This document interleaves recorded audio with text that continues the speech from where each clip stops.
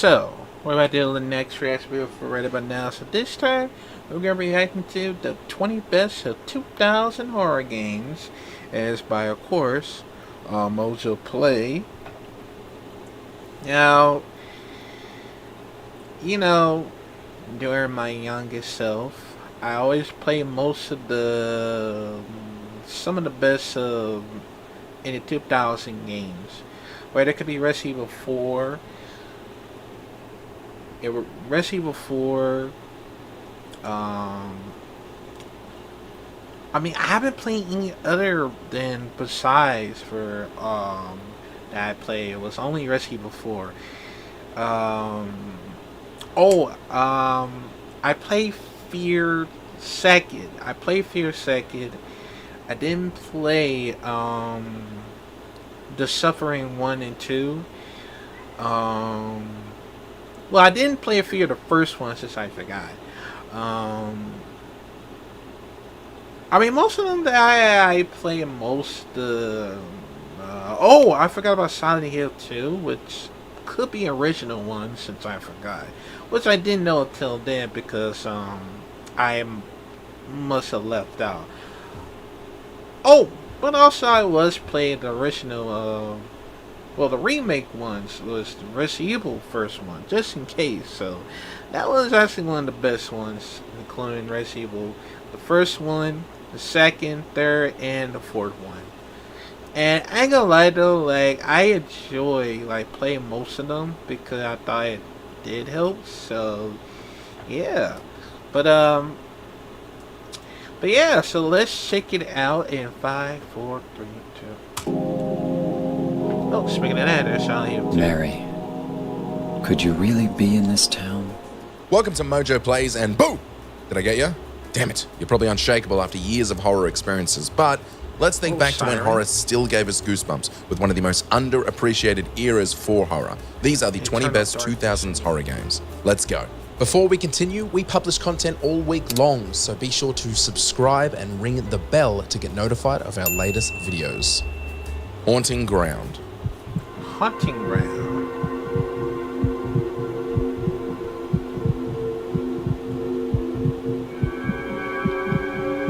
Haunting Ground is one of those rare cases before. where a spiritual successor doesn't just live in the shadow of the original, it kicks down the door, takes the castle keys, and makes itself a home. Acting as a follow-up to the Clock Tower series, the game sticks to the formula of a terrified young woman trapped in a creepy castle. The twist? This time you've got Huey, a dog who's basically Lassie if Lassie was into biting way more. Huey listens to commands, fetches items, harasses enemies, and even accepts belly rubs like a true good boy.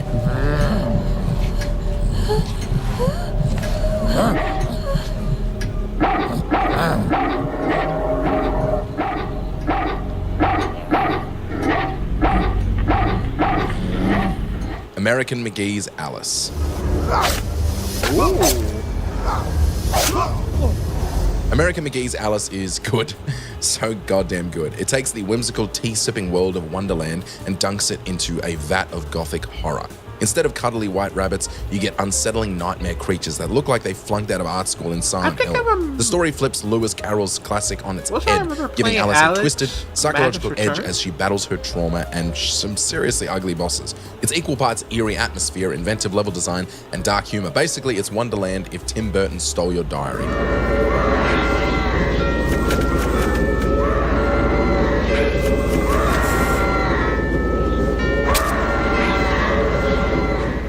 Resident Evil Code Veronica. Ooh.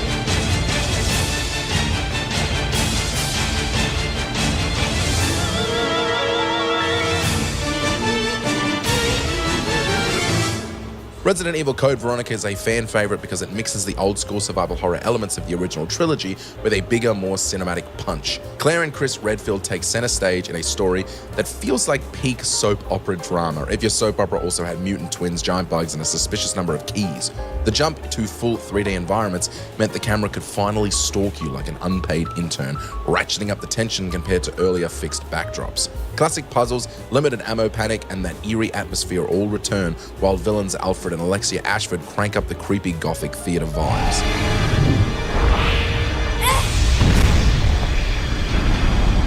Fear. Oh. She's afraid of you. Oh god, I don't know. If you want a game about a squad trained to deal with paranormal nonsense, Ghostbusters is your thing. But there's also fear. Think Ghostbusters with way more assault rifles. If there's one game that nailed the shooter but make it spooky formula, it's Fear. Its premise feels a lot like Remedy's Control, where government suits poke at supernatural events instead of filing paperwork. Add in slow-mo bullet time lifted straight from Max Payne, and suddenly you're dodging bullets like Neo and getting scared like Neo if he was a little bitch. For its era, Fear was ridiculously advanced with sharp AI, tight gunplay, and the perfect amount of psychological horror. Are they?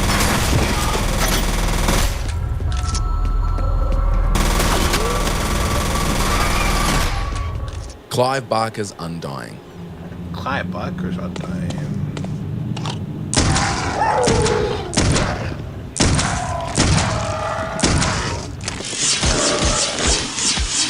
Never heard of this. Clive Barker may be best known for birthing Pinhead and enough twisted novels to rival Stephen King, but his nightmares also crawled into gaming.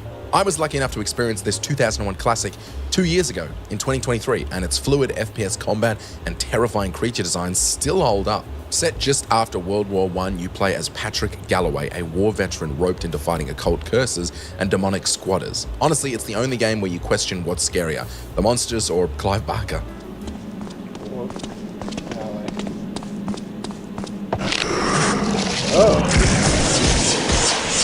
Right. Manhunt. These streets are being controlled by gangs. They're scum. Just I like think you. it's still on They PS5. here to hunt you I'm down gonna try and get it. cut you up. How am Manhunt I throws supposed you to into get a it? snuff film nightmare that feels like America's Got Talent, but you're showing off your gunning abilities. You creep through trashed alleys and abandoned buildings, sneaking up on enemies to deliver kills so savage they'd make even Jason Voorhees say, just tone it down, buddy. Weapons? Whatever's lying around. Plastic bags, shards of glass, crowbars. It's this murder improv that makes the gameplay so damn engaging, as full on as it is. The longer you wait to strike, the bloodier the execution and the higher your score. It's murder, but with a scoring system. Yay.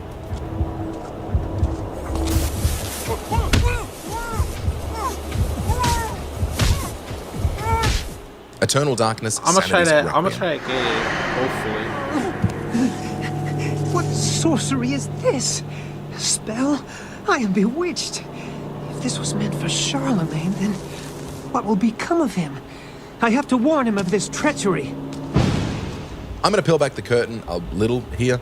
When I was researching this list, I came across this game, and as one of the only entries I hadn't played, I was compelled by what I saw, and I had to go play it. I'm 3 hours in, and I'm loving it. Eternal Darkness, Sanity's Requiem takes a concept you'd see in Supermassive's horror games, switching characters to experience the story from multiple perspectives, and cranks that idea up to 11. Well, technically 12. Through 12 separate characters scattered across different eras and places, all linked through the Tome of Eternal Darkness, a book bound in human flesh, you experience a story that is constantly engaging, especially in the first 3 hours.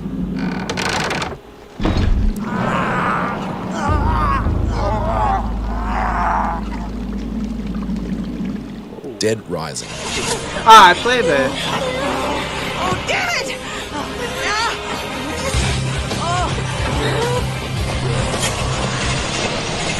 I played the original one.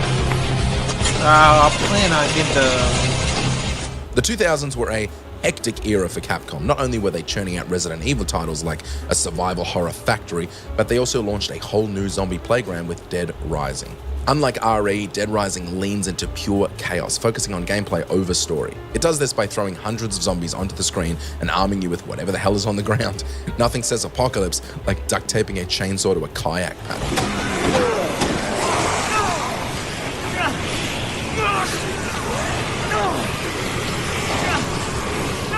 Siren.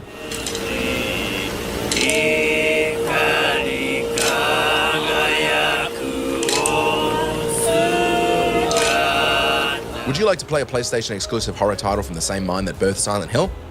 Let me answer that for you. Yes, please. Siren dropped in 2003 and plunged players into the cursed Japanese village of Hanuda. Its locals aren't very welcoming, mostly because they're dead. And trust me, dead people aren't that friendly. The narrative unfolds through 10 different character perspectives, all jumbled out of order like a horror anthology told by Neil Druckmann. The misty setting and eerie tone recalls Silent Hill, but the combat feels fresh. Oh, and the game's big twist mechanic, sight jacking, which lets you see through enemies' eyes. This is what makes the game feel fun to play, even today.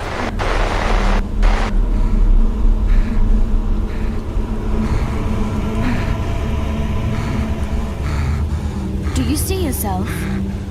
The Suffering. At least when you escort an inmate to death row, you know he's scheduled to get what he deserves. Ernesto, you can really be a jackass. You know that? But you hear what this one did? I don't want to know. And you know He when I... beat his ex-wife to a bloody pulp. Killed her with his fists. I hate to do 2 Stephen King references in one video, but it's a horror list, so I gotta. And there might be a 3rd reference later on. Imagine if Stephen King's The Green Mile got mashed with a Serbian film, and you've got The Suffering. You play as Torque, a death row inmate sentenced to meet old Sparky for murdering his wife and kids, a crime he conveniently can't remember. Just when things couldn't get worse, an earthquake rocks the prison, unleashing grotesque, brilliantly designed monsters that look like your nightmares had nightmares. The combat is tense, the atmosphere is oppressive, and you can even switch between 3rd person and 1st person views, adding a nice touch for player It makes preference. sense, right?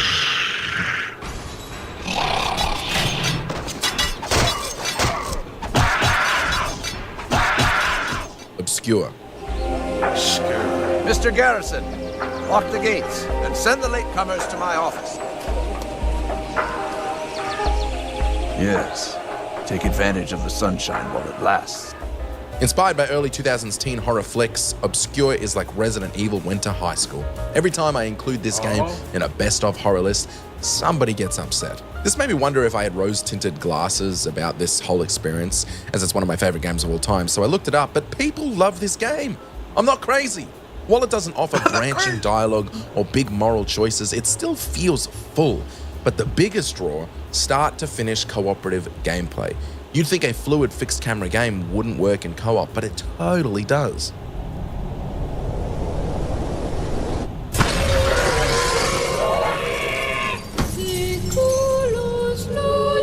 Mr. Walden, what are you doing here? Fatal Frame 2 Crimson Butterfly. Ooh. Forgot about this. I haven't played many other Fatal Frames series. The Fatal Frame series shook up survival horror by saying, who needs guns and chainsaws when you have a camera? Every click is a hit on the vengeful spirits trying to turn you into Ghost Chow. It might sound like Ghost Photography 101, but it's a brilliantly tense way to rack up scares. Since these apparitions often blend into the background, zooming in suddenly forces their grotesque faces into your personal space, an incredibly scary, ghostly photobomb. The Haunted Village in Fatal Frame 2 makes the atmosphere so creepy, and it remains creepy right up until the final moments.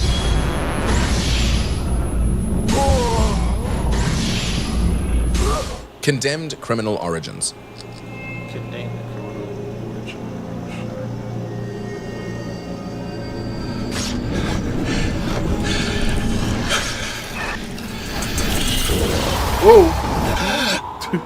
Monolith didn't even take a coffee break after Fear, dropping Condemned Criminal Origins just months later, a gritty FPS psychological thriller that swaps ghostly scares for some good old-fashioned human terror. Here, it's all about physics-based melee combat, using whatever's lying around or occasionally borrowing a baseball bat without asking. You play an FBI agent in the Serial Crimes Unit, hunting a serial killer who frames you for a double cop homicide. Now it's a desperate dash to prove your innocence while getting the absolute plop scared out of you.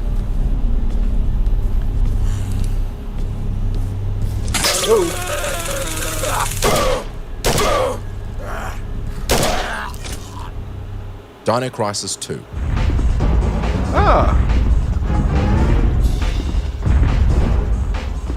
Dino Crisis 2 is often credited as the best Dino Crisis game. It turned the series from slow burn survival horror into a full-on arcade dino blasting spree. Forget tiptoeing through dark labs. In the second game, you're mowing down swarms of dinosaurs with explosive weapons and racking up combos like it's Jurassic Dance Dance Revolution. The lush jungle setting replaced the sterile labs of the first game, giving you a gorgeous yet deadly playground where every raptor feels terrifying. With everything from tiny raptors to giant aquatic beasts, the encounters stay unpredictable, and the punchy soundtrack keeps your adrenaline way up.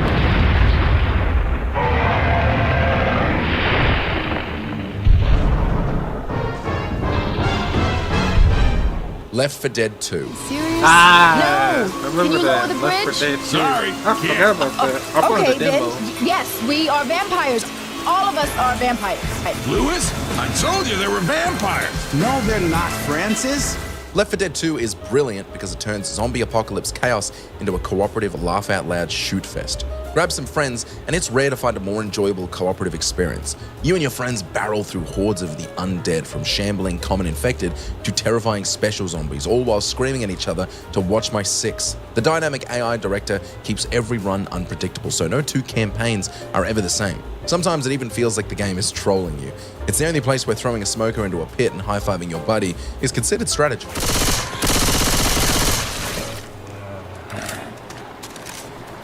Everybody grab a weapon. Call of Cthulhu: Dark Corners of the Earth. Oh. Never. From the stench in here, this Noose Broad must have kicked it a few months back. Call of Cthulhu: Dark Corners of the Earth, published by good old Bethesda, is an old reliable for horror experiences. It never fails. This FPS survival horror drops you into familiar Lovecraftian locales. You play a 1920s private investigator trying to solve a missing persons case. Tell me why the FBI couldn't handle this one though. The sanity system spices things up. Hallucinations, panic attacks, and vertigo make you question whether the monsters are real or just a side effect of 1920s Coca-Cola. Trust me, I'm good with strange. That remains to be seen, but I can help you. BioShock. I played it a long time ago.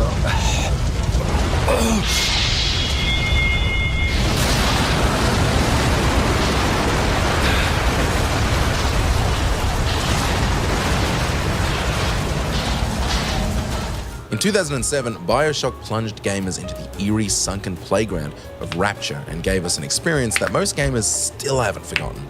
Alongside Dead Space, it cemented itself as a landmark FPS with slick combat, unforgettable set pieces, and the unforgettable terror of Big Daddies. You arrive in this watery nightmare overrun by murderous splicers, juggling, harvesting souls from unsettling little sisters, and hoping to not get on Big Daddy's bad side. Luckily, you've got a killer arsenal and spooky atom-powered abilities. It's the perfect balance of great gameplay and great story.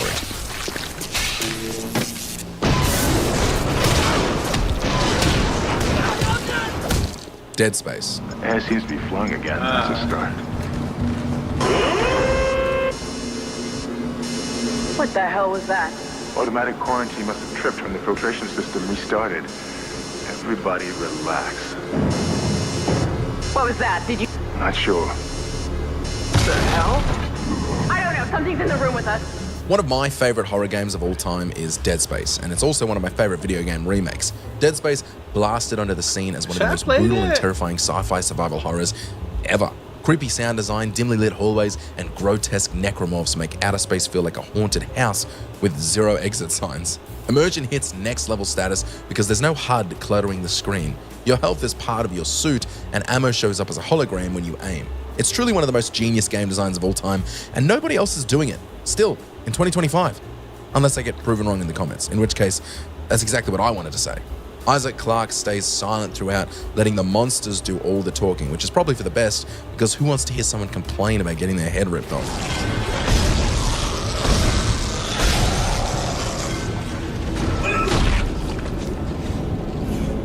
What are we thinking? Resident Evil 4. Yeah, I'm talking about that. That's my favorite game right there, Resident Evil 4. Freeze!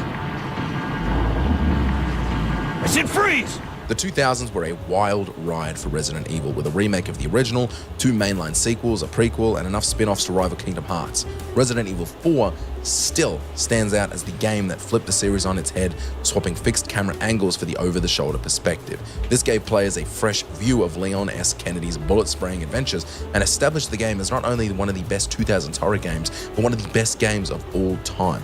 The 2023 remake is also fantastic, but let's be honest, nothing beats the original's accidental, campy comedy and iconic stop-and-aim gameplay. Where's everyone going? Bingo? Man. Silent Hill 2. Of course.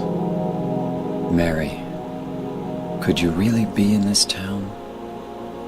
No shock here, Silent Hill 2 easily takes the crown as one of the best horror games of the 2000s and one of the best horror games of all time. Konami was firing on all cylinders with the series, but this entry stands out with its gripping story and atmospheric mix of psychological and supernatural terror. It's almost too good, to the point where it's hard to enjoy because it's so well rated, especially if you're a pessimist.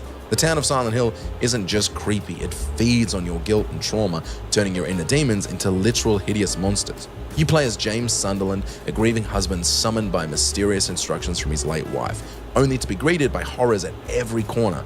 And then there's Pyramid Head. Oh god.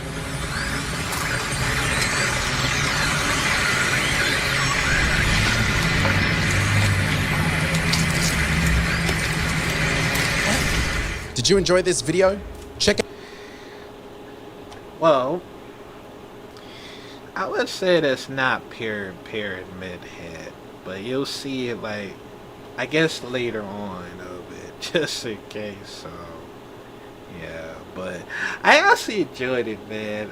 Sometimes I didn't play the others, but sometimes I did play, like Resident Evil 4. Well, I actually played Left 4 Dead 2 on the demo, which it sucks. But also I play Fear 2, the Project Organs. I was planning on getting Manhunt. I think it's still on PS5. Is it still on? Let me know, comment down below, because I'm trying to like play one of the classic games throughout for it. And I know Siren is on here as well on the PS5 and the others, because I mean, even though that I'm planning on do some more gameplay only for, you know, for the Halloween edition. Well, yeah, Halloween special just in case. So yeah, but yeah, man, let me know, comment down below, man. What is your favorite 2000 horror games? Make a list of it, cause I know for a fact, cause yeah, I've been missing throughout on 2000, and the only thing was my favorite is Resident Evil 4, cause it's actually a very, very fantastic game. But yeah, let me know, comment down below, man. I still got the Resident Evil 4 original, but I was actually planning on getting the Resident Evil 4 remake and the others soon. But yeah, let me know what you think about it, and I'll see you next video.